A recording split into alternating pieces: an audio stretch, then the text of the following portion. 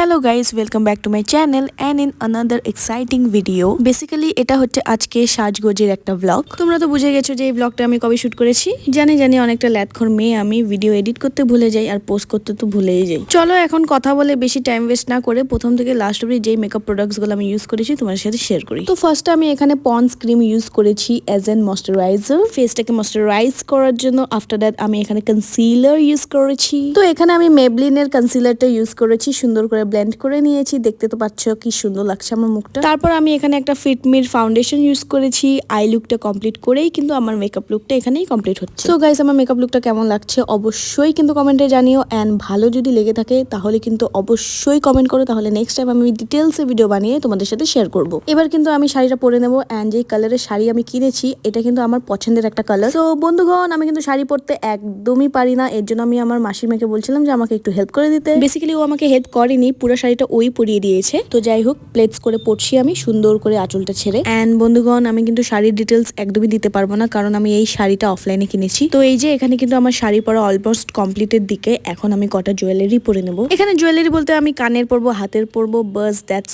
All I am gonna wear right now. এখানে কিন্তু আমি গোল্ডের কোনো কিছুই পরছি না, সবকিছু কিন্তু আমি ইমিটেশনের পরছি। অ্যান্ড কি বলবো গাইস, গলা কাটা দাম নিয়েছে কানেরটা। সো গাইস, সরস্বতী পুজোর উপলক্ষে কিন্তু প্যান্ডেল মেকিং এর একটা ভ্লগ আমি আপলোড করে দিয়েছি। তোমরা যদি এখনো না দেখে আসো তাহলে কি করছো ভাই, যাও দেখে আসো। তোমাদের সাথে কথা বলতে বলতে কিন্তু নিজের লুকটা এখানে কমপ্লিট করে নিয়েছি। আই এম তো literally obsessed with myself. Oh my God, আমার মতন গর্জিয়াস একটা লুক পেতে হলে কমেন্ট সেকশনে এসে আমাকে বলতে হবে, তারপরেই ডিটেলসে একটা ভিডিও বানিয়ে কিন্তু তোমাদের সাথে শেয়ার করব। আমি তো এখন দেখছি আমার হাতের কি সুন্দর রং চড়েছে। আমি কিন্তু আগের দিন একটা দিদির কাছে মেহেন্দি পরে এসেছিলাম, তোমাদেরকে তো বলেইছিলাম আমি। সো গাইস, এখানে কিন্তু আমি মার সাথে হাসাহাসি করছিলাম, কারণ মা বলছিল একদম বড় বড় বউ মতন লাগছে। তো আমি যাই না, কথা বলতে বলতে না আমার গলাটা শুকিয়ে গেছে। আমি যাচ্ছি জল খেতে। ভিডিও যদি ভালো লেগে থাকে অবশ্যই একটা লাইক, কমেন্ট সেকশনে কমেন্ট অ্যান্ড চ্যানেলটিকে সাবস্ক্রাইব। তোমাদের সাথে আমি দেখা করব নেক্সট ভিডিও নিয়ে। Till then bye and stay safe.